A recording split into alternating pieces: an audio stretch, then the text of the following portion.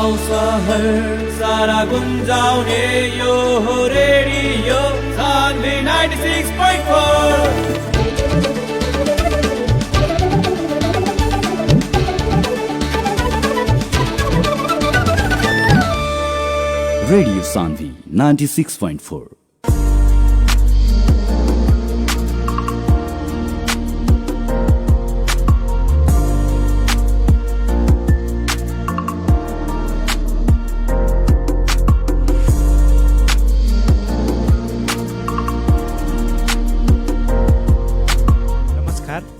नमस्कार, तपाईले सुन्दै हुनुहुन्छ रेडियो सान्वी 96.4 मेगाहर्ज र कार्यक्रम डाक्टर्स क्लिनिकको साथमा हामी उपस्थित भइसकेका छौँ।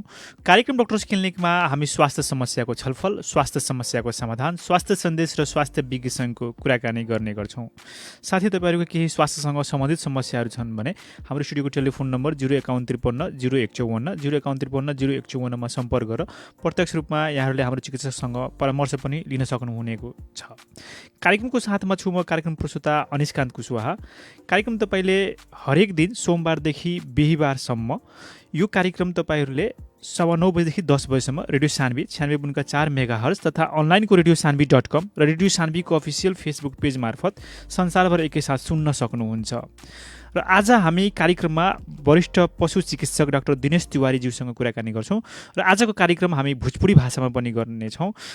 आउनुस कार्यक्रममा सबैभन्दा पहिला हामी डाक्टर साहबलाई स्वागत गरौँ। डाक्टर साहब, स्वागत बा अपने के कार्यक्रम डॉक्टर क्लिनिक में। धन्यवाद सर। डॉक्टर साहब, कैसे बीत रहा बता आजकल के समय अपने के?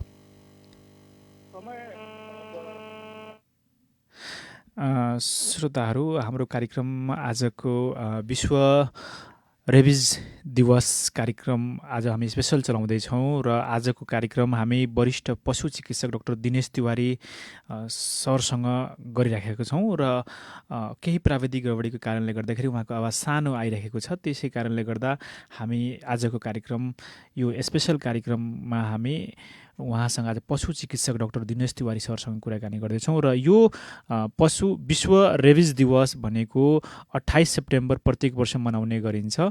र यो किन मनाउने गरिन्छ भने अहिले पनि प्रत्येक वर्ष 59,000 मृत्यु हुने गर्दो रहेको छ। प्रत्येक वर्ष 59,000 रेबिजबाट अहिले पनि मृत्यु हुने गर्दो रहेछ र यो 150 देशहरूमा हुने हो। त्यही भएर चाहिँ अझै यो सचेतनाको लागि पनि यो आवश्यक छ कि हामीले यो जुन यो रेबिजको बारे बढीभन्दा बढी सचेतना गराएर यसको मृत्युदर घटाउनतर्फ पनि हामीले लाग्नुपर्ने हुन्छ। र जहाँसम्म अहिलेसम्म एउटा यो रेबिज भनेको भाइरल रोग हो। यो कुकुरले र अर्को ऱ्याबिड जनावरहरूले जसले टोकेपछि यो रेबिज रोग लाग्छ र रेबिज रोग लागिसकेपछि यो 100% घातक रोग हो। अर्थात् यो रोग लागिसकेपछि बच्न एकदमै असम्भव नै जस्तो रहेको हुन्छ। त्यही भएर हामीले चाहिँ यो रेबिज रोगबाट चाहिँ हामी बच्नुपर्ने हामी सबैले आवश्यक देखिन्छ। र यसै सन्दर्भमा हामी आज विश्व रेबिज दिवसको अवसरमा हामी डाक्टर दिनेश तिवारी सरसँग चाहिँ कुराकानी गर्न जाँदैछौँ र यो आजको कार्यक्रममा हामी उहाँसँग भोजपुरी भाषामा यो रेबिज दिवस विश्व रेबिज दिवसको अवसरमा हामी कुराकानी गर्छौँ। डॉक्टर साहब, स्वागत बा अपने के। थोड़ा सा प्राविधिक गड़बड़ी के कारण से आवाज़ छोटा आया मतलब हो गया। बहुत बहुत धन्यवाद बा सर। संपूर्ण श्रोतागण में हमारा नमस्कार बा जी। डॉक्टर साहब, जैसे कि अभी विश्व भर महामारी चल रहा बाटे कोविड के, इस समय में कैसे बीत रहा बा अपने के दिन सब? सर, कोविड में अपने आप के सुरक्षित रख के, अपन फैमिली के सुरक्षित रख के पशु सेवा में समर्पित बानी सन बस। डॉक्टर साहब, जैसे कि आज विश्व रेबिज दिवस हुए तो आज ई जोन दिवस बाटे विश्व रेबिज दिवस सितंबर 28 के दिन मनावल जाला, तो ई हमनी के भी मतलब देश में ई काहे मनावत तनी सन? एकरा मनीला से कथी हो रहल बाटे? जी, एकरा बारे में थोड़ा सा संक्षिप्त जानकारी दें जी। विश्व रेबिज दिवस कथी बाकी 2007 से 2007 मतलब अभी हमनी के 14 वर्ष हो गए, अगर 14 हमने 2020 के जौन मनावत सन 14वां वर्ष बाटे। जी ई कथी बा कि इंटरनेशनल अवेयरनेस कैंपेन अंतर्गत, मतलब वैदेशिक जौन भी संस्था बा, अवेयरनेस जौन जानकारी करावे वाला कैंपेन बा, एक अंतर्गत विभिन्न प्रकार के संघ संस्था बा, जैसे international human and veterinary health organisation WHO, PAH और विभिन्न संस्था बा, जौन के मिल के ई एगो मुहिम छेड़ल गईल बा 2007 से। जी 2007 से छेड़ल गईल बा। 2007 से अक्टूबर 28 का है, सितंबर 28 का है कि ये दिन एक जना साइंटिस्ट माइक्रोबायोलॉजिस्ट लुइस पास्चर जी जी रानी, वहाँ के आज के दिन मृत्यु भई रहे। वहाँ के जौन रहे पहिलका जौन सफलतापूर्वक रेबीज वैक्सीन के आविष्कारक रहे। ये से ई सितंबर 28 के वर्ल्ड रेबीज डे के रेबीज डे कह के मनावल जाला। ई विश्व भर में मनावल जाला, जौन की 14वां वर्ल्ड रेबीज डे है। डॉक्टर साहब, जैसे कि अब तो ई मतलब काहे मनावल जाला, ई चीज़ हमनी के जानकारी मिलल रहुआ से। अब थोड़ा सा ई बतावल कि रेबीज जौन बीमारी बाटे ई कैसन बीमारी हुए? ई रेबीज जौन बीमारी है वो एगो वायरस से लागे वाला रोग है। जैसे अभी कोविड के बाद, अभी कोविड के मार्केट में हलावा वायरस से लागे वाला रोग है जी, वैसे नहीं रेबीज भी वायरस से लागे वाला रोग है। ई जौन बाटे ई लाइसा वायरस से लागेला। और जितना भी गरम खून के पशु वाला जी गरम खून खाला से जितना धरती पर रहे वाला जीव, जैसे गाय, भैंस, भेड़ा, बकरा, कुकुर, सियाल इत्यादि जितना बाटे गरम खून वाला, जैसे ठंडा खून हम कहे के टाइम जौन जलचर प्राणी होला ओकरा के ठंडा खून कहल जाला। आ गरम खून जौन हमनी के धरती पर रहे वाला प्राणी होला ओकरा के गरम खून कहल जाला। ई गरम खून में लागे वाला रोग हो और एकर कोनो इलाज नहीं है। ई रोग लाग गईला के बाद एक बार अगर कोनो आदमी या कोनो जानवर अगर ई लक्षण दिखा देता तो ओकर मृत्यु सुनिश्चित बा। ऐसे एकरा के बहुत ही खतरनाक रोग के रूप में भी जानल जाला आदमी में या फिर कोनो भी पशु में। डॉक्टर साहब, जैसे कि रुआ कहनी कि गरम खून के जानवर से ई बीमारी होखेला, तो अधिकांश हमने ई जाने निसन कि हमनी के समाज में कि कुकुर काट ली तो होई कि सियार काट ली तो ई बीमारी होई। थोड़ा सा एकरा अलावा भी कोनो जानवर बड़ा सन जोना के काटला से ई हो सकत है, थोड़ा सा ए पर प्रकाश पारेला। जी एमे ई कथी बानो के केगा बा, ई दुईगो ई धरती पर दुईगो प्राणी बा, एगो शिकारी बा, एगो शिकार होखे वाला प्राणी बा। जैसे कुकुर जितना मांसाहारी जीव बा, जैसे कुकुर हो गई, सियाल हो गई, बिरालो मतलब बिलाई हो गई इत्यादि, जितना शेर हो गई, ये सब बाटे ई शिकार करे वाला जीव हो। गाय, भैंसी, भेड़ा, बकरा जितना जीव बड़ा सन ई शिकार होखे वाला प्राणी हो। तो जनरली कथी बा, मांसाहारी पशु में ये रोग लागे के सब में लागेला। ई गाय, भैंसी, भेड़ा, बकरा इत्यादि सब में लागेला। कुकुर, बिराल, बिलारो, अपने सियाल सब में लागेला। लेकिन ये प्रमुखता जौन मांसाहारी पशु बा एमे ई रोग के लक्षण बहुत ज्यादा देखा। ई रोग सारे के काम इहे पशु जौन मांसाहारी पशु होला इहे काम करला। ओमे एगो एक्सेप्शन बाटे, चमगादड़ हमनी के जौन कहे निसन बहादुर, चमेरा कहे निसन या बहादुर कहे निसन। इहो रोग सारे में महत्वपूर्ण भूमिका निभावेला। लेकिन सबसे बड़का अभी कथी बानो, इतिहास में अगर विश्व के देखें, विश्व के संदर्भ में देखें तो वर्षेनी 50,000 टन बाटे नु आदमी के मृत्यु होला रेबीज से कारण से। ओमे कथी होला 95% लोग एशिया तथा अफ्रीका से पड़े। ओमे भी 95% अगर रोग के बात करें तो कुकुर से फैले लगे रोग। हम एक नहीं कहता हमारे एकरा के अर्थ के हम जोन बात कहता नहीं, एकरा के अगर केहू भी कुकुर पालक किसान बा, कुकुर पालक बाटे, ओकरा के गलत तरीका से ना ले कि कुकुरे होला। लेकिन हम ये कहें कि कुकुर के टोकाई, क्योंकि हमनी के संदर्भ में, हमनी के समाज में कुकुर के संख्या ज्यादा बा, ऐसे कुकुर के टोकाई से ई संख्या ज्यादा बा। और भी पशु बा, जैसे सियार के अटैक से सियार भी काटेला तब भी, इवन रौरा मूस काटली, मूसो काटला से ये रोग सरे के संभावना है। एमे भी हम एगो चीज और रौरा थपे के चाहें कि हमने के एशिया में विभिन्न प्रकार के महादेश में कुछ ऐसा देश भी बा जौना में रेबीज बिल्कुल नहीं है। अच्छा। जैसे हो गए अमेरिका हो गए, ऑस्ट्रेलिया हो गए, न्यूजीलैंड और मालदीव। इस 4 गो देश ऐसा बा जहाँ रेबीज काहे रेबीज नहीं है, एकरो कारण में हम बता देते हैं थोड़ा सा। कैसे कि ये सब देश अपना यहाँ रेबीज कंट्रोल करे के उपाय बहुत पुख्ता तरीका से ले लेगा। जैसे कि आदमी से अगर केहू भी अगर मानव बा एकरा से संपर्क ज्यादातर घरेलू पशुए होला। घरेलू पशु में भी अगर मांसाहारी पशु बा ओमे कुकुर आवेला, कुकुर और बिलाई 2 गो आवेला।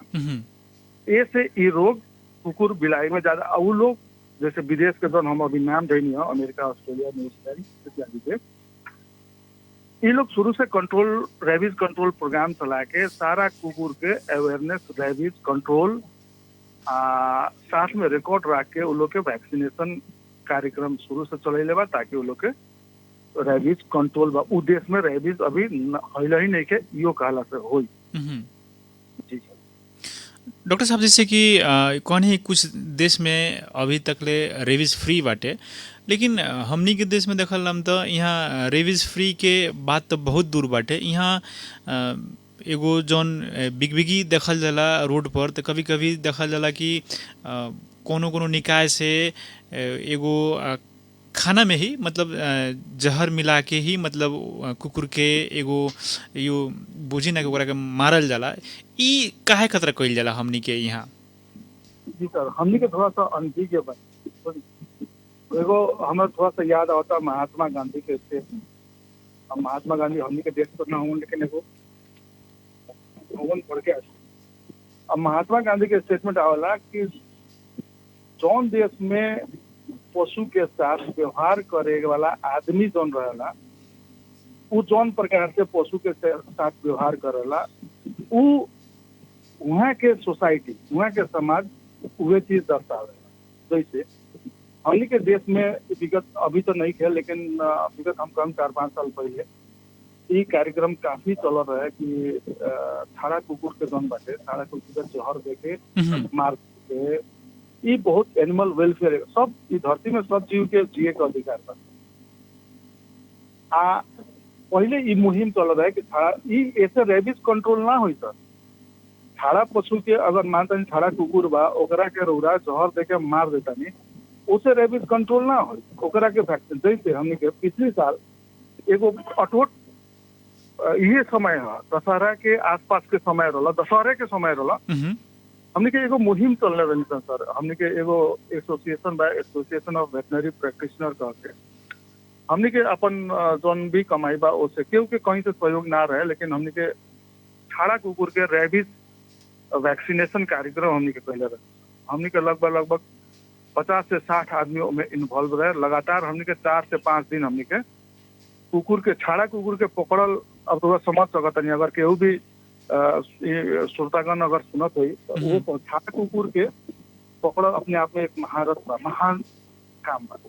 हमने के लगभग हमने के 50 से 60 आदमी मिल के विभिन्न एरिया में, वीरगंज के बहुत एरिया में, इवन विश्रामपुर के एरिया में भी हमने के कंट्रोल करके पिछले साल वैक्सीनेशन अपना खर्चा पर प्रिवेंशन कहीं से कोनो संस्थागत सहयोग ना मिला। लेकिन हमने के इहो बार वह चीज वर्ल्ड रेबीज डे में आज से हमने के 4 दिन प्रोग्राम शुरू होने वाला रहे, लेकिन इस कोविड-19 के चलते हमने के सारा चीज अस्त व्यस्त हो गए, हमने के वो चीज ना करे सकते। ये चीज कंट्रोल करे खातिर सबसे प्रमुख भूमिका वैक्सीन रौरा अगर कोनो कुकुर के लगाओ तनी, कोनो अगर जनावर के लगाओ तनी, उसे राउर पशु के कंट्रोल कर सकते। आदरणीय श्रोता लोग, कार्यक्रम है डॉक्टर क्लिनिक। आज के कार्यक्रम में हमने वरिष्ठ पशु चिकित्सक डॉक्टर दिनेश तिवारी सर से बातचीत कर रहे हैं। आज विश्व रेबीज दिवस के दिन पर हमने पशु चिकित्सक डॉक्टर दिनेश तिवारी सर से बातचीत कर रहल बानी सन रेबीज विषय के ऊपर। हमने रेबीज विषय के ऊपर बातचीत कर रहल बानी सन। अब आई डॉक्टर साहब से जानल लाम कि रेबीज बीमारी जब लाग जाई, जब कोई के हो जाई, तो उमें लक्षण कथी कथी मिली? डॉक्टर साहब जैसे कि अब रेबीज बीमारी जौन बाटे ई तो जनावर इंसान का ई दोनों में लागेला? जी जी बिल्कुल। तो एकर लक्षण कथी कथी बा डॉक्टर साहब? सर हम ये दोनों अलग अलग तरीके से बताएं। जैसे जनावर में लागे वाला लक्षण जी, पहले जनावर में। जनावर में ओकर आदमियों में ओकरा बाद हम थोड़ा सा बताएं। वो कोई तो आदमी के डॉक्टर ना है, लेकिन फिर हम थोड़ा सा जानकारी उनमें अब बाकी अब ह्यूमन डॉक्टर साहब लोग हुई थोड़ा सा कमेंट जरूर करी लोग।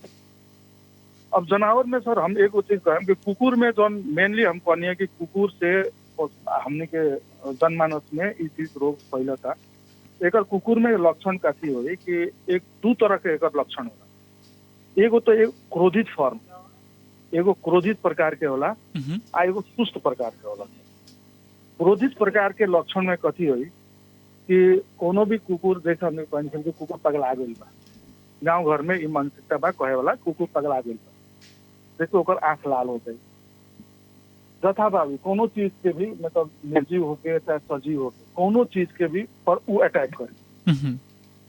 आ जब ओकर आवाज निकली तो जगह कुकुर के नॉर्मल आवाज होला ओसे ओकर पतला आवाज निकली।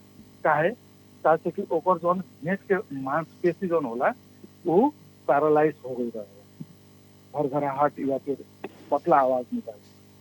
ओकरा बाद कथी हो जीभ बाहर निकाल के हांफत रहे, रेयाल काढ़ी, रेयाल के मात्रा अत्याधिक मात्रा में अपन मुंह से रेयाल निकाल।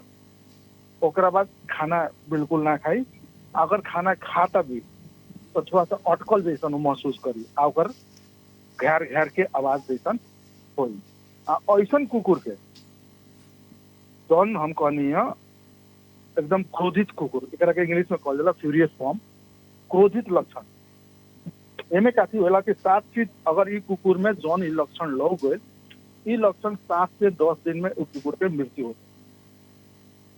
दोसर का लक्षण कथी होला डम्प फॉर्म, जौना के सुस्त प्रकार कहनी। एमे कोनो खास कहल जाला तो एंगा लक्षण ना लोगी, काटे वाटे वाला लक्षण ना रहेला। एमे कथी होई कि एकर शारीरिक जोन बा पक्षघात पैरालिसिस जना कहनी सन, शरीर के पैरालिसिस हो जाला। पिछला पैर से वो हिल डुल के भाग सुस्त बैठल रहे। ओकरा बाद रेयाल का ई जोन प्रकार बाटे सुस्त प्रकार, एकर में पहचानल थोड़ा सा बहुत ज्यादा मुश्किल हो जाला। आ एमे जोन मृत्यु होला 10 से 14 दिन के भीतर। अब ये हो गई सर हम पशु में लक्षण बताइए। अब एकरा के अगर गाय भैंस में भी अगर अन्य जानवर में भी कहल जाओ, अन्य जानवर में भी सेम लक्षण होला। जोन हम अभी दोनों लक्षण बताइनी है, एगो क्रोधित प्रकार के लक्षण, एगो सुस्त प्रकार के लक्षण ये हो। जैसे गाय भैंस बाटे ई काथी करी मारे के फिर अपन मालिक जे ओकरे के पशु के रखवाली करता ओकरे के मारे, मुंह से लार गिराई, काटे के कोनो भी अगर जौन खूटा में अगर बांधल बा चाहे कोनो चीज में बांधल बा ओकरे के चबावे के चाहिए। ये सब चीज लक्षण ओकरो में लौकेला। अब रखल जाओ आदमी के बात, ये तो हम कहनी पशु के बात। आदमी के बात में कथी हुई कि आदमी कथी हुई कि जहाँ अगर संक्रमित पशु, संक्रमित कुकुर, संक्रमित पशु कुछ भी हो सकता है सर। आदमी में फैले खातिर ऐसा नहीं है कि कुकुरे काटी तो हो जाए। अगर संक्रमित गाय भैंसी बाटे, अगर वो गाय भैंसी पशुपालक या पशु जो मालिक बा ओकरा के अगर काट लेलक तब ही रेबीज वायरस फैल सकता। तो आदमी कथी हुई कि जौन भाग में काटल रही वो भाग बहुत ज्यादा एक नॉर्मल घाव से भी ज्यादा दुखेला। एक बैग चिल्लाए लगे, अचानक एक बार चिल्लाए लगी, बुखार होके लगी, जाड़ होके लगी, जितना शरीर के मांसपेशी बा सब दुखाए लगी। ओकरा बाद हर एक चीज में खिसिया लगी, हर एक चीज में खिसिया के अटैक, मतलब अटैक मतलब एगो बोले वाला अटैक होला, एगो हमला करे वाला अटैक होला।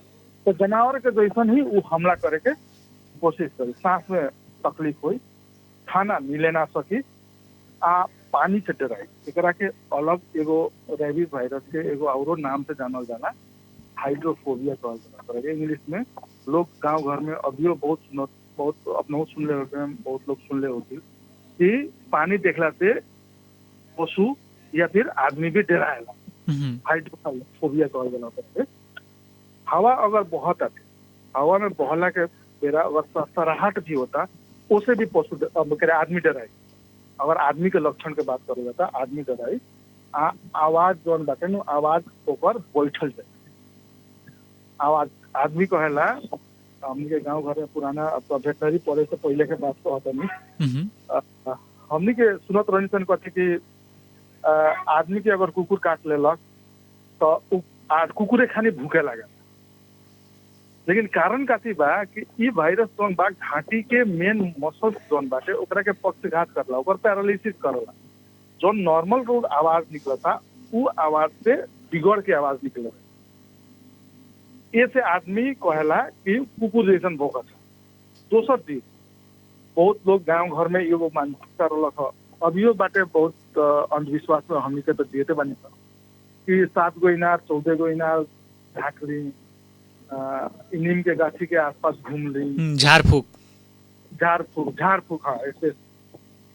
तो ये संदर्भ में हम कथी कर थोड़ा सा अपने के क्वेश्चन से और थोड़ा सा हम डाइवर्ट होके बताओ देना। एमे क्या थी कहम कि देखिए, हर एक कुकुर में रेबीज ना होला, हर एक जानवर में रेबीज ना होला। जौन कुकुर में रेबीज होई उ कुकुर अगर काट लेलक तो अगर रोरा ओकर बचाव नहीं करत तो रोरा उपचार नहीं कर सकत। अगर मानतनी जौन कुकुर के कुछ बानी होला, मानतनी कि रौरा अगर कुकुर के साथ खेलतनी ओकरा अच्छा ना लगल तो हो सकता है के डांट गिरा दी, या फिर ओकरा के खाना खियावतनी, खाना ओकर खींच लेतनी सामने से तब वो काट ली, या फिर कोनो भी ऐसा एक्टिविटी ओकरा पसंद नहीं के ओ बेरा काट ली। एकर मतलब ई नहीं है कि वो रेबीजे फैलाई। हर एक कुकुर के रेबीज ना होला। इनार झकला से उहे लोग बचत रहे। जौन कुकुर रेबीज ना भइल कुकुर काटत रही ओकरा के रोआ वैक्सीनेशन भी ना करेम, अगर इनार झाँक लेम चाहे कुछ झाड़ फूक कर लेम तो उ बच जाए। तो ये मानसिकता हमनी के जौन गांव घर के रहला सब पहले है, इस चीज के चेंज करके थोड़ा सा सुधार करे के भी तरफ लागे जी सर। डॉक्टर साहब, जैसे कि ई तर लख हुए मतलब सामाजिक एगो भ्रम के बात सब लख हुए कि इनार झाँकला से, झाड़ फूक करेला से, 7 गो इनार के मतलब दर्शन कर लिए तो ये सब ठीक हो जाए, तो सामाजिक भ्रम के बात लख हुए। अभी तो बहुत लोग जान भी गइल बा कि रेबीज के सुई लेवे के चाहिए। अब थोड़ा सा हमनी के ई भी बतावल जाम कि रेबीज बीमारी से बचे खतरा एकर वैक्सीन जोन बाटे कितना महत्वपूर्ण बाटे। जी सर, एक के बारे में हम कहम कि वैक्सीन बहुत ही ज्यादा महत्वपूर्ण बा। सबसे पहले का बात बा कि कुकुर पालक जे घर में अपन कुकुर रखता या फिर कोनो ऐसा जैसे बहुत लोग बिलाइयो रखेला, ये लोग का करे कि अपन कुकुर के वैक्सीनेशन करा करे। वैक्सीनेशन के डोज अब के वैक्सीन सबसे इम्पोर्टेंट है। वैक्सीन कथी है ना सर, एक्टिव इम्यूनिटी, बाहर से देवे वाला शरीर के प्रतिरोधात्मक क्षमता, उ रोग से लड़े के क्षमता डेवलप करे। ओकरा बाद अगर मानतनी हम घरेलू कुकुर रखले बानी या घरेलू घर में बिलाई पोसले बानी, अगर ऐसा भी कोनो भी पशु रखता है तो हमनी के सालाना वैक्सीन लगाए। जनरली कथी होला कि अगर 3 महीना के कुकुर बा, उम्र ओकर बच्चा से उम्र 3 महीना के कुकुर बा, तो सॉरी 3 महीना के कुकुर में पहिलका डोज लागेला रेबीज वैक्सीन। ओकरा 1 महीना के बाद ओकर बूस्टर डोज लागेला। अब फिर साल भर पर रिपीट होला। साल भर हर एक साल जितना दिन ओकर लाइफ होके 7 साल भर पर ओकर दिहल जाला। अब समस्या ये होता है कि मानता नहीं कि कुकुर काट लेलक, बाहर के कुकुर काट लेलक, रोड में चलता नहीं कुकुर काट लेलक, तो सबसे पहले बचाव के उपाय बा अगर कुकुर इमीडिएटली काट लेता। अब ओमे भी डिपेंड करता सर। देखिए, रेबीज वायरस अगर कोनो भी आदमी के काट लेता, ओपर लक्षण देखावे के समय 20 से 60 दिन, इवन 6 महीना तक भी हो सकता था, लेकिन जनरली 20 से 60 दिन मानल जाला एकरा। अब कथी बा कि एकर अगर कुकुर मानतनी के गोड़ में कटल तो मेन रेबीज के जोन घर है, रेबीज जोन घर करेला उस शरीर के जोन कंट्रोल करला ब्रेन में जाके इफेक्ट करेला। मेन ब्रेन के ही रेबीज जाके कंट्रोल, रेबीज वायरस जोन रहला ब्रेन के ही कंट्रोल करला कि ताकि अपने के सारा शरीर के जोन एक्टिविटीज बा ओकरा कंट्रोल में चल जाए। अगर कतिपय एगो साइंटिफिकली ये प्रूफ बा कि रेबीज वायरस अब सुनने के खून के माध्यम से सरे वाला या मांस के माध्यम से सरे वाला, लेकिन इस शरीर में अगर प्रवेश कैला के बाद नशा के माध्यम से सरेला आ नशा के माध्यम से 3 मिलीमीटर प्रति घंटा के हिसाब से सरेला। अब ऐसे रुआ गेस कर ले कि अगर कोनो कुकुर हमरा के पैर में काटता तो ओकरा दिमाग में पहुंचत में ज्यादा टाइम लगे, लेकिन उहे कुकुर अगर हमरा के नाक में काट लेता तो हमरा दिमाग में पहुंचे में जल्दी टाइम लगे। अगर नाक में काट लेता तो वो हम लक्षण जल्दी हमरा अथी में दिखावे लगे, शरीर में दिखावे लगे। जी हमरा लक्षण देखा एक बार हम अगर लक्षण दिखा देनी तो हमारी मृत्यु निश्चित बा। ये से अगर ज्यादा दूर जितना दूर कहले बा, अगर दूगो चीज होला, ह्यूमन डॉक्टर साहब लोग मेडिकल डॉक्टर साहब लोग ज्यादा में कर, एगो आवेला एंटी सीरम, एगो आवेला वैक्सीन। यानी एकर बच्चे खतरा एकर इलाज में दूगो चीज के प्रयोग होखेला, सीरम और वैक्सीन। तो जैसे नाक में कटलक हमारे कुकुर, ब्रेन से जितना नजदीक कटलक उतना हमने के सीरम प्रयोग करने सन, एंटी रेबीज सीरम कहल जाला। और वैक्सीन जितना दूर कटलक ओकरा के वैक्सीन कहल जाला, जौन धीरे धीरे लगभग 20 से 21 दिन में अपन इम्यूनिटी शरीर में बना लेला। ऐसे हमने के जनरली अगर ब्रेन से दूर कटलक तो हमने वैक्सीन बचाव के रूप में लेवनी सन। अगर ब्रेन से नजदीक कटलक, नाक, मुंह, कान, घेंट इत्यादि में कटलक तो ओकरा के हमने सीरम प्रयोग कर। डॉक्टर साहब जैसे कि बहुत लोग ये भी कहेला कि अगर कुकुर 10 दिन में नइखे मरे तो सुई ना लेला से भी हो जाए, ई कैसन एगो कहना हो बाटे? जी बिल्कुल ये पुराना कहानी है, एकरा के हमने के अभी साइंटिफिकली भी एकरा के सही मानल जाला। एमे कथी बाइल कि अगर हमरा शरीर में वायरस प्रवेश करता तो ओकरा कम से कम 14 दिन ओकरा लक्षण शो करे में लागे। 14 दिन में वो असर करे के शुरू करी। हम जैसे कहनी है अभी कैसन कि दिमाग से जितना दूर काटता, अगर नाक में काटता तो बिल्कुल 10 दिन के इंतजार करे के हम ना कहें, लेकिन गोड़ में करता तो रुआ 10 दिन बिल्कुल इंतजार करके अगर जौन कुकुर अपने के कटले बा उ कुकुर जिंदा रहता आगे तक लॉन्ग टाइम तक, तब तो रुआ वैक्सीन लेवे के कोनो आवश्यकता नहीं है।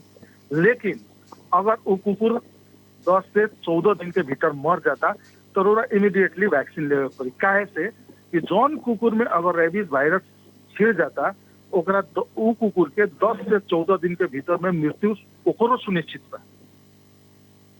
पहचान करे खातिर अपने 10 से 14 दिन के टाइम ले जाला। पहले के जमाना के लोग कहत रहे कि अगर कुकुर काट लेता तो 14 दिन या 10 दिन या 12 दिन इंतजार करो, अगर कुकुर मर गई तो सुई ले लो। ई ना कि हाँ यही काट लेला के बाद कुकुर हमारा नजर के सामने होइल ही नहीं थे 10 दिन तक इंतजार करी, बिल्कुल हम ना करें। लेकिन कुकुर हमारे घर के बा, कुकुर हमारा सामने बा, तब रोगा 10 दिन इंतजार कर सकता नहीं, ताकि अगर कुकुर में रेबीज हुई तबे हमारा रेबीज हुई, कुकुर में ना रेबीज हुई तो हमारा में रेबीज बिल्कुल ना हो। ऐसे आदरणीय श्रोता लोग, कार्यक्रम है ये डॉक्टर्स क्लिनिक। आज के कार्यक्रम में हमने वरिष्ठ पशु चिकित्सक डॉक्टर दिनेश तिवारी सर से बात करल बनी सन। अब कार्यक्रम में समय भल एगो छोटा व्यापारिक विश्राम के सुनते रहे कार्यक्रम डॉक्टर क्लिनिक। स्वस्थ रहौ, सुरक्षित रहौ, सचेत बनौ, संयमता अपनाऊ। कोभिड-19 को महामारीबाट आफू पनि बचौं र अरूलाई पनि बचाउँ। कोभिड-19 का लक्षणहरू रुगाखोकी लाग्नु, 104 डिग्री फारेनहाइट भन्दा बढी ज्वरो आउनु, श्वास प्रश्वासमा अत्याधिक समस्या हुनु, घाँटी टाउको तथा जिउ दुख्नु, निमोनिया हुनु। कोभिड-19 बाट बच्ने उपायहरू: रुगाखोकी तथा श्वास प्रश्वासमा समस्या भएका बिरामीको नजिक नजाने, नियमित साबुन पानीले मिची 20 सेकेन्ड भन्दा बढी हात धुने, अनिवार्य रूपमा मास्कको प्रयोग गर्ने, सामाजिक दूरीको पालना गर्ने, खोक्दा वा हाच्छिउ गर्दा नाक र मुख छोप्ने, जंगली तथा घरेलु पशुपक्षीसँग सिधै सम्पर्क नगर्ने, अण्डा तथा माछा मासु राम्ररी पकाएर मात्र खाने, बालबालिका तथा किशोर किशोरीको मनोबल उच्च राखी सकारात्मक क्रियाकलापतर्फ प्रेरित गर्ने र फ्लूको जस्तो लक्षण देखिए नजिकको स्वास्थ्य संस्थामा गएर परीक्षण गराउने। युवालय र इम्प्रुभिङ लाइफ्स इन नेपालको सहकार्यमा जनहितमा जारी सन्देश।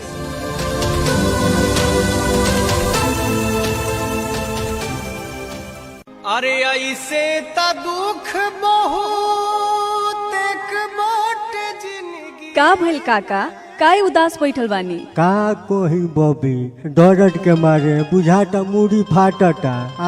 तोहरा काकियों के तबीयत खराब बा, साफा दुनु बेकट परेशान हैरान हो गई बानी सन। ए काका, इतनी बात ला परेशान बानी? सीधे चलना जाई Nepal Indo hospital. Nepal Indo hospital काहे बबी, उमे का होला? काहे कि नेपाल इंडो हॉस्पिटल में विभिन्न विशेषज्ञ चिकित्सक द्वारा हरेक रोग के उपचार सरल आ सुपथ मूल्य में होखेला।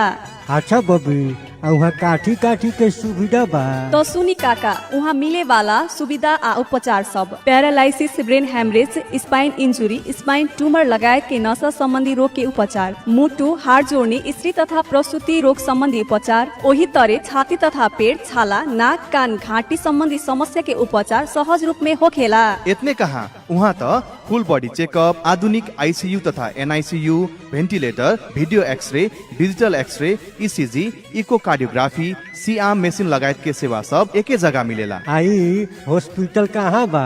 नेपाल इंडो हॉस्पिटल भंसरा रोड, रजत जयंती चौक में बा। संपर्क नंबर 051 520075 520077। नेपाल इंडो हॉस्पिटल 24 घंटा अपने की सेवा में। का अपने भी चाहता नहीं हिंदी सदाबहार गीत संगीत सुने के?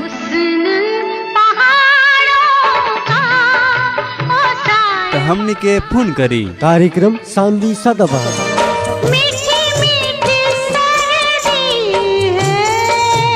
शनिवार बाहेक हरेक रात के 10 से 11 बजे तक सुन सकम हम आरजे अनूप यादव के साथ में कार्यक्रम शांति सदाबहार। अगर आसमां तक मेरे हाथ जाते तो कदमों में तेरे सितारे बिछाते। Congratulations to all SCE graduates. Birgans Public College, the best way school in the region. सन् 2018 र 19 को the best B school of province 2 बाट सम्मानित, साथै प्रदेश नम्बर 2 के एकमात्र आईएसओ मान्यता प्राप्त कलेज हो बिरगन्स पब्लिक कलेज। यसै शैक्षिक सत्र 2077 का लागि बिरगन्स पब्लिक कलेजले कक्षा 11 मा व्यवस्थापन संकायका लागि मर्निङ अनि डे शिफ्टमा भर्ना खोलेको जानकारी गराउँदछौं। साथै यही शैक्षिक सत्रबाट कम्प्युटर विषय पनि अध्यापन गराइनेछ। एडमिसन फर्म र प्रोस्पेक्टस यही असार 17 गतेबाट वितरण भइरहेको छ। प्रोस्पेक्टस फारम र थप जानकारीका लागि सम्पर्क बिरगन्स पब्लिक कलेज, मेन बिल्डिङ, पानी टंकी 10 बिरगन्स। सम्पर्क नम्बर 051 53 21 98 र 051 69 10 85। Birgunj public college, the institute of management where professionals are born. प्राविधिक शिक्षा आजको आवश्यकता। विगत 16 वर्षदेखि याचे तथा ल्याब टेक्नोलोजीको कक्षा सञ्चालन गर्दै आएको सिटिभिटीबाट मान्यता प्राप्त यस मोडल कलेज बिरगन्जमा सामान्य चिकित्सा याचे, diploma in medical lab technology तथा डिप्लोमा इन फार्मेसी विषयमा भर्ना खुल्यो। न्यूनतम शैक्षिक योग्यता एसएलसी वा एसईई उत्तीर्ण विद्यार्थीहरूले पनि फारम भर्न पाउनेछन्। फारम भर्ने अन्तिम मिति यही असोज 15 गतेसम्म। नारायणी उपक्षेत्रीय अस्पताल तथा नेशनल मेडिकल कलेजका विशेषज्ञ डाक्टरहरूद्वारा अध्यापन गराइने तथा अडियो भिजुअलमा कक्षा सञ्चालन। विस्तृत जानकारीको लागि model college of technical education Birgunj Parsa, Narayani अस्पताल नजिकै। फोन 051 525 412 र 051 525 908।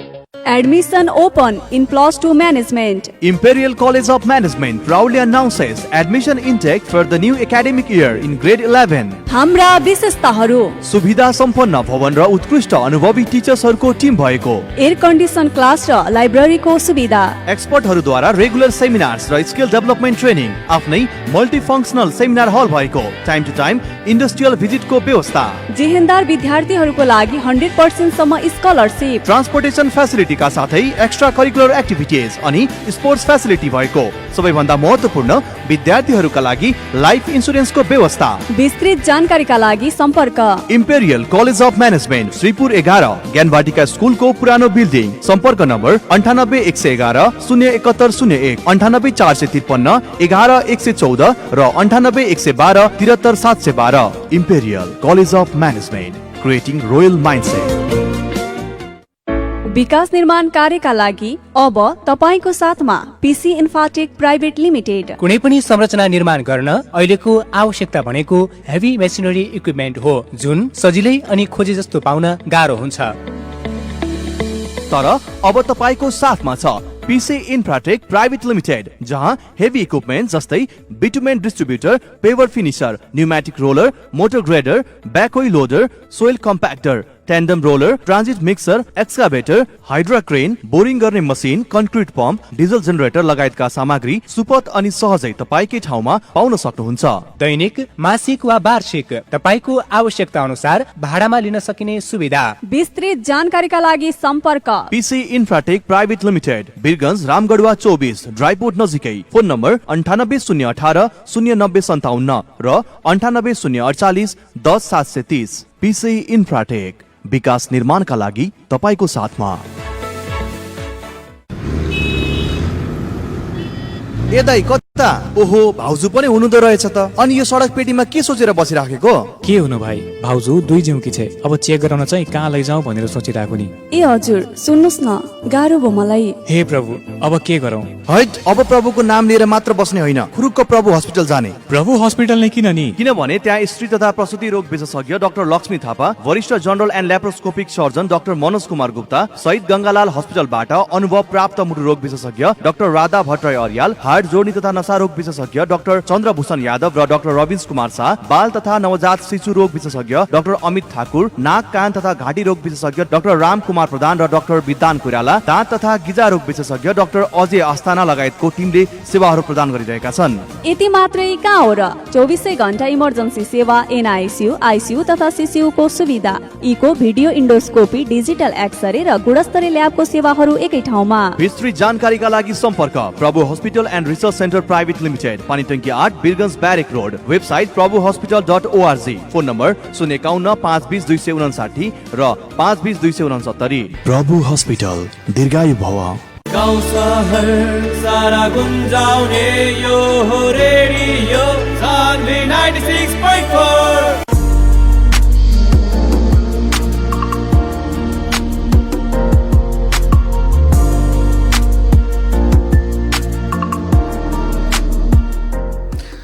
स्वागत है अपन के ये छोटा व्यापारिक विश्राम के बाद कार्यक्रम है डॉक्टर्स क्लिनिक। आज के कार्यक्रम में हमने वरिष्ठ पशु चिकित्सक डॉक्टर दिनेश तिवारी जी से बात कर रहे बनी सन। आज विश्व रेबीज दिवस भी हुए, ओकरे उपलक्ष्य में हमने डॉक्टर साहब से बातचीत कर रहे बनी सन। आई डॉक्टर साहब के भी स्वागत के लिए हम छोटा व्यापारिक विश्राम के बाद। डॉक्टर साहब स्वागत है अपने के छोटा व्यापारिक विश्राम के बाद में। डॉक्टर साहब जैसे कि हमने रेबीज के ऊपर बात करनी सन, वैक्सीन के बारे में बात करनी सन, लक्षण के बारे में बात करनी सन।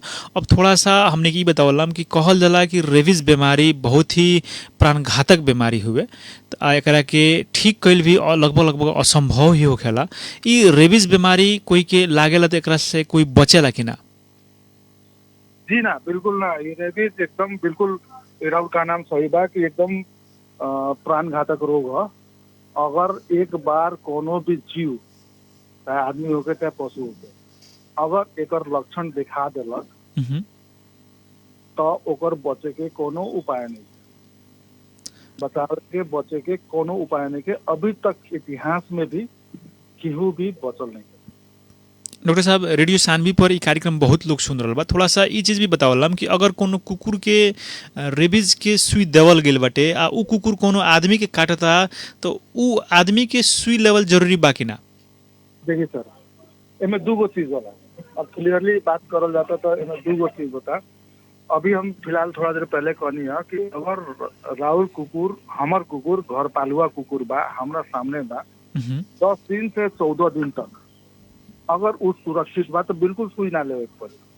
जनरली कुकुर अगर मानते नहीं हमारा घर में बा, अगर दोसर कोई आवता तो वो अटैकिंग बिहेवियर, कैसे कि वो शिकारी है, वो हिसाब से सिखावल बा ओकरा के कि केहू भी बाहर के आदमी के हमारा घर के सुरक्षित करे पड़ा। अगर रेबीज वैक्सीन लगावल कुकुर केहू के काट लेता, डिपेंड करता कि कैसन वैक्सीन लागल बा। मानते नहीं कि हम वैक्सीन लगेले बानी, अच्छा से वैक्सीन फ्रीज में रखल बा कि ना, अच्छा टेम्परेचर से मेंटेन कइल बा कि ना, एक्सपायरी तो नहीं है। ये चीज सोच के अगर हम कंफर्म बानी कि हमारे कुकुर के सब चीज सुरक्षित तरीका से वैक्सीनेशन कइल बा, हमेशा हमारा एनुअली समय पर ओकरा के रिपीट कइल बा, तो ओकरा के रेबीज अगर कुकुर काटता तो रेबीज सुई ना लगिला। दोसर चीज, अगर हमरा घर में कुकुर बा, अगर बाहर के कुकुर से संपर्क नहीं है, बाहर के दोसर जनावर से संपर्क नहीं करे थे। मानता नहीं कि अब हमारे जंगले में घर होके घर के आसपास सियाल घूमत होके कुकुर पे अटैक करके सियाल कैरियर के रूप में काम कर रहा है। अगर कोनो बाहर पशु से ओकर बाहर मतलब सियाल या इत्यादि जन रेबीज लागल बाटे ओकरा से अगर उ कुकुर के संपर्क नहीं थे तो उ कुकुर अगर केहू के भी काटता तो ओकरा रेबीज ना हो, उनमें हम 100% श्योर बा। लेकिन अगर जेकर वैक्सीनेशन फेल बा, वैक्सीन टाइम पर नहीं थे, या फिर बाहर के कुकुर के कितना लोग होला कि कुकुर के बाहर पैखाना करे खातिर छोड़ दे, रोडे पर छोड़ दे, घूम के आई फिर घर में आ गई, खाए के बेरा घर में आ गई। तो वैसन जे अगर केयरलेस टाइप के कुकुर रखा था ओकर वैसन कुकुर अगर काटा था तो हम कम आपन सुरक्षा अपना हाथ में रहला। अगर वैक्सीन ले लेला से हमार सुरक्षा बा तो वैक्सीन बिल्कुल ले लेवे के सर। डॉक्टर साहब जैसे कि ये खाली कटले से होगा कि खाली तंगा से छिछोड़ दी तब लेवे के पड़ी? जी जी, अगर कहीं कुकुर नाक काट के अगर नोह से छिछोड़ देता थे तब भी सुई लेवे के पड़ी की? जी ना सर, नोह से छिछोरे वाला देखिए कथी होला नु कि अगर ये वायरस जोन होला नु रेबीज का जोन वायरस होला बहुत ही फ्रेजाइल मतलब बहुत ही एकदम डेलिकेटेड रहेला। ये कथी होला कि तनको घाम हवा सूख जाए तो मर जाए वायरस। अगर ओकरा नो में ओकर अगर रेबीज कुकुर के लार लागल बा, रेबीज भइल कुकुर के लार लागल बा आ उ नो से रौरा के तुरंते नोखोर देता तब तो संभव बा। लेकिन खेले खातिर खेले ला जनरली कुकुर कथी बा खेले के नेचर खातिर अपने के साथे खेला ताटे उ क्रम में रौरा नुखरा गए, अनजान में ओकरा से नुखरा गए, नो से लाग गए, तो उसे रेबीज करे के संभावना ना रहेला। डॉक्टर साहब अब हमने कार्यक्रम के अंतिम में बानी सन, अंत में जे भी रेडियो सानवी सुन रहल बा उस सुने वाला श्रोता लोग के कथी कहे के चाहे? सर एगो चीज सबसे हम ई चीज कहे के चाहम कि हमने के रेबीज के बारे में बात करनी सन, रेबीज के बारे में जानकारी लगनी सन। अब एक कैरियर के रूप में हमने कहनी सन कि मांसाहारी पशु होला तो ट्रांसफर करला ह्यूमन में। एकर मतलब अब जे भी कुकुर पालक श्रोता जे भी बा अगर एकरा के गलत अर्थ ना ले, मानता नहीं कि ओकरा घर में कुकुर बा तो रेबीज ही हो जाई कह के ऐसा बिल्कुल ना माने के पड़ल। कुकुर के वेलफेयर ओकर कल्याण के हिसाब ओकर वैक्सीनेशन जोन बा हमेशा समय समय पर करे पड़ल। और कोनो भी पशु पालता नहीं, मानता नहीं बिहान बेला गाय हम पालता नहीं, भैंसियों पालता नहीं, बाखरा पालता नहीं, इत्यादि पालता नहीं, चरावे ले जाता नहीं, चौरन क्षेत्र में ले जाता नहीं, वहाँ भी तो विभिन्न प्रकार के मांसाहारी पशु भेट जाए। दिनेश रुआ से कोई सेवा लेवे कोई तो कहाँ भेंट कर सकता है? जी सर, हमरा से सेवा लेवे खातिर घरियारा पोखरी सर 1 नंबर गेट के सामने कुकुर के मेन साइड कुकुर के पेट शॉप हमनी के पेट क्लिनिक हमनी के बा, जहाँ हमनी के कुकुर के हर एक चीज सर्जरी से लेके ट्रीटमेंट से लेके वैक्सीनेशन से लेके सारा चीज हमनी के कुकुर के व्यवस्थित बा वहाँ। ओकरा बाद हमनी के बहुवरी चौक पर हमनी के जोन बा वो गाय भैंसी पोल्ट्री के तरफ हमनी के फोकस बा।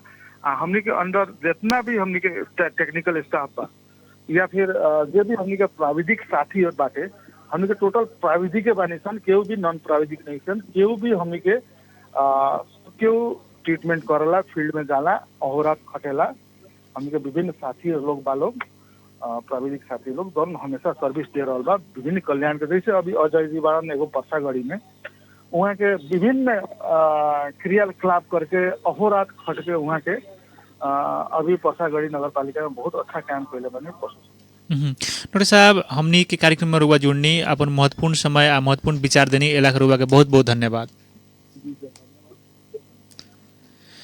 आदरणीय श्रोताहरू, कार्यक्रम डाक्टर क्लिनिकको आजको अङ्कमा हामीले कुराकानी गर्यौँ वरिष्ठ पशु चिकित्सक डाक्टर दिनेश तिवारी सरसँग। हाम्रो कार्यक्रम तपाईँलाई कस्तो लाग्छ कृपया प्रतिक्रिया दिन नभुल्नुहोला। फेरि अर्को अङ्कमा फरक अतिथिका साथ उपस्थित हुने बाचा गर्दै प्रविधिका अनुपसँग म कार्यक्रम प्रस्तुता अनिश कान्त पनि बिदा हुन्छु। सुन्दै गर्नुहोला रेडियो सानवी 96.4 मेगाहर्ज। नमस्कार, शुभरात्रि।